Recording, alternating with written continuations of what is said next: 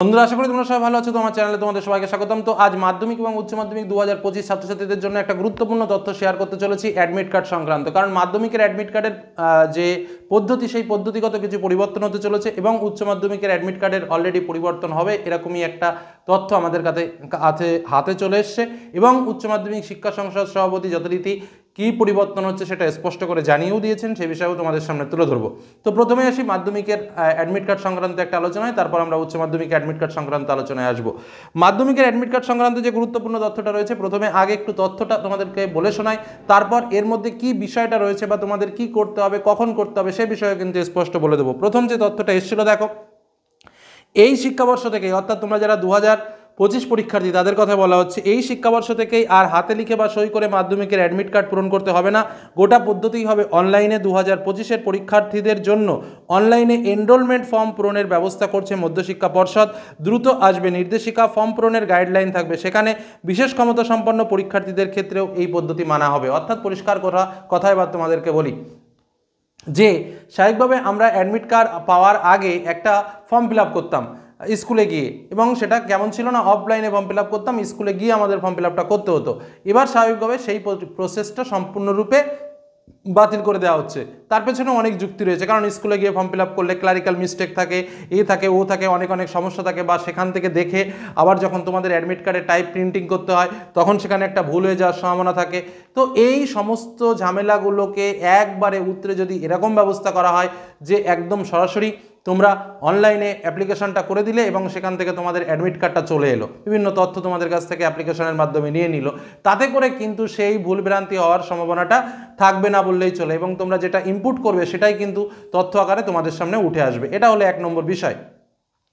2 নম্বর বিষয়টা কি, এইবার এই কাজটা কে করবে, তুমি করবে না তোমার স্কুল করবে, সেই বিষয়ে কিন্তু সিদ্ধান্ত স্পষ্ট করে এই মুহূর্তে কিছু বলা হয়নি যে না এটা তোমার স্কুল অনলাইনে করবে নাকি তোমাকে অনলাইনে নিজেকে করতে হবে, এখনও কিন্তু এটা ক্লিয়ার নয়। কথাগুলো পরিষ্কারভাবে বুঝে নেবে, কারণ বিভিন্ন দিক থেকে বিভিন্ন রকম তথ্য আসছে। বাস্তবিক তথ্যটা কি সেটাও তোমাদের জানা উচিত। যতক্ষণ না পর্যন্ত গভর্নমেন্ট নোটিফিকেশন করে জারি করছে যে এটা স্টুডেন্টদেরকে করে নিতে হবে বা এটা স্কুলকে নিজস্বভাবে করে নিতে হবে, ততক্ষণ পর্যন্ত কিন্তু ফাইনাল কিছু বলা যায় না। তবে আমরা যতদূর ইন্টারনালি খবর পেয়েছি যে না এটা সম্পূর্ণভাবে স্কুল নিজে থেকেই অর্গানাইজ করবে। তোমাদের শুধু কিছু গুরুত্বপূর্ণ তথ্য বা নিজের স্কুল প্রোফাইল বা আইডি এই জিনিসগুলো ঠিকঠাকভাবে রাখতে হবে, কারণ ওখানে যদি কোনো কারণে ভুল থেকে যায় তাহলে হয়তো টোটাল সিস্টেমে তোমার ভুল চলে আসতে পারে, সেইগুলোকে তোমার চেকিং করে নিতে হতে পারে। ঠিক আছে, কিন্তু এই বিষয়টাও কিন্তু সম্পূর্ণ স্কুলই তোমাকে জানাবে, কারণ এইখানে যদি কোনো রকম কোনো ভুল থাকে তাহলে কিন্তু অ্যাডমিটে ভুল থাকবে। এটা কিন্তু খুবই সাবধান।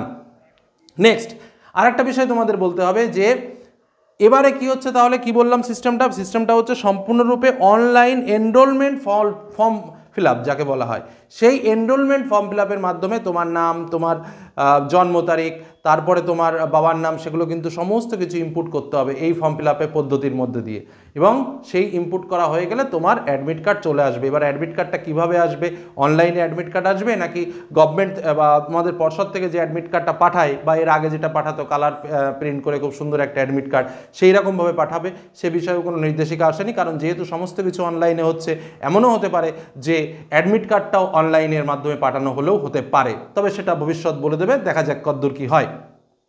এবার কথা হচ্ছে যেটা আর একটা বিষয় যেটা তোমাদের জানাবো সেটা হচ্ছে যে আমাদের এই ফর্ম ফিল আপটা কখন কি হবে, কবে কি করতে হবে। দেখো, এই বিষয়ে নিশ্চয়ই স্কুল তো প্রত্যেকের স্কুলের সঙ্গে ভালোভাবে যোগাযোগ রাখবে, কারণ স্কুল হচ্ছে ফাইনাল অ্যান্ড লাস্ট কথা বলবে।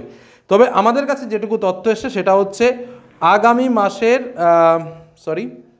আমি একটু পরিষ্কারভাবে বলে নিই, 2রা ডিসেম্বর, একদম স্পষ্ট করে বলি, আগামী মাসের 2রা ডিসেম্বর সকাল 11টা থেকে শুরু হবে ফর্ম ফিল আপ এবং চলবে 18ই ডিসেম্বর রাত্রি 12টা পর্যন্ত। কি বললাম, 2রা ডিসেম্বর সকাল 11টা থেকে এই ফর্ম ফিল আপ শুরু হবে এবং 18ই ডিসেম্বর রাত্রি 12টা পর্যন্ত এই ফর্ম ফিল আপ চলবে, এবং পর্ষদের তরফ থেকে একটা ওয়েবসাইট দেওয়া হবে, সেই ওয়েবসাইটের মধ্যে এই ফর্ম ফিল আপটা তোমাকে করতে হবে। এবার আবারও বলছি, এই ফর্ম ফিল আপটা তুমি করবে না তোমার স্কুল করবে, এই বিষয়ে কিন্তু এখনও কোনো সিদ্ধান্ত আমাদের হাতে এসে পৌঁছায়নি। আমরা এই মুহূর্তে বলতে পারবো না, কারণ গভর্নমেন্ট নোটিফিকেশন আকার যতক্ষণ না জারি করছে, নোটিফিকেশন যতক্ষণ ক্লিয়ারিফাই করছে, ততক্ষণ পর্যন্ত কিন্তু আমি বলতে পারছি না যেটা স্টুডেন্টকে করতে হবে, যেমন করে আমরা বাইরে বিভিন্ন স্কলারশিপের অ্যাপ্লিকেশন করে থাকি, নাকি স্কুল থেকে সেটা অনলাইনে করবে। ঠিক আছে, তো যাই হোক, এটাই কিন্তু হলো মূল কথা। আমি আবার ডেটটা তোমাদের বলছি, 2রা ডিসেম্বর সকাল 11টা থেকে 18ই ডিসেম্বর রাত্রি 12টা পর্যন্ত কিন্তু এই কাজটা করতে হবে। এবং পর্ষদের তরফ থেকে একটি ওয়েবসাইটও কিন্তু এ বিষয়ে দেওয়া হয়েছে, যে ওয়েবসাইটের মাধ্যমে এই ফর্ম ফিল আপটা করতে হবে। এটা হলো মাধ্যমিকদের পরীক্ষা সংক্রান্ত, পরীক্ষার অ্যাডমিট কার্ড সংক্রান্ত একটা গুরুত্বপূর্ণ তথ্য।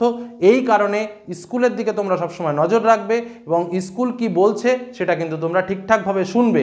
নাহলে কিন্তু এই জিনিসটা যদি মিস্টেক হয়ে যায়, তাহলে কিন্তু যে যতই ভালো পড়াশুনো করো না কেন, পরীক্ষার হল পর্যন্তই কিন্তু পৌঁছাতে পারবে না, এটা কিন্তু মাথায় রেখো।